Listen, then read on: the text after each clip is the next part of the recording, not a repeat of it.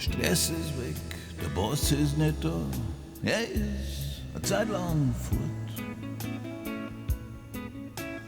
Eitelkeit hat ihm das Beste genommen, aber er ist mit Stil gegangen. Übrigens, der Hut steht dir gut und deinem Lächeln kann keiner widerstehen. Aber warum ist eine Frau wie du in so einem Verhang? Du weißt, eine Frau wie du sollte einen ganzen Mond. Sie hat zu mir Daddy gesagt, wie ich noch ein Kind war. Du erinnerst mich an sie, die Art, wie du lachst. Aber was macht eine Frau wie du in so einem Verhang?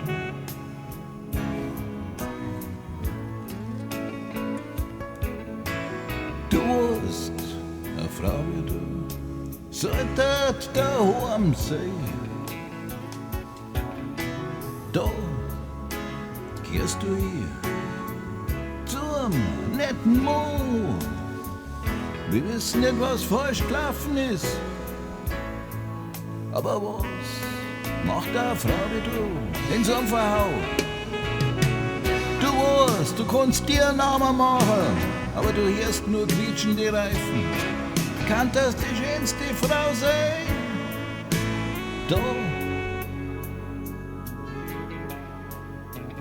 Da in der Gegend.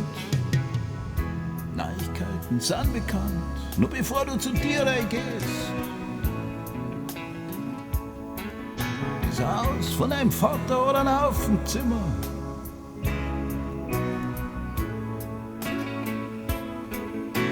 Die Leute sind eifersüchtig auf dich, lächeln dir ins Gesicht, aber hintenrum ratschen sie über dich. Was macht eine Frau wie du in so einem Verhau?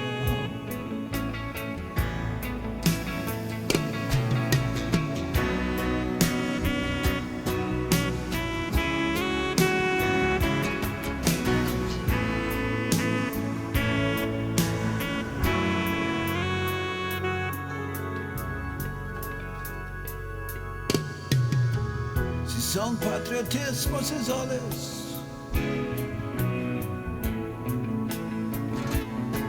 Glaube besser, sie stecken dir ins Gefängnis. Nimm ihr alles, sie machen die zum König. Von da geht's abwärts, sie nennen's aber Land der unbegrenzten Möglichkeiten. Aber was macht eine Frau wie du in so einem Verhau?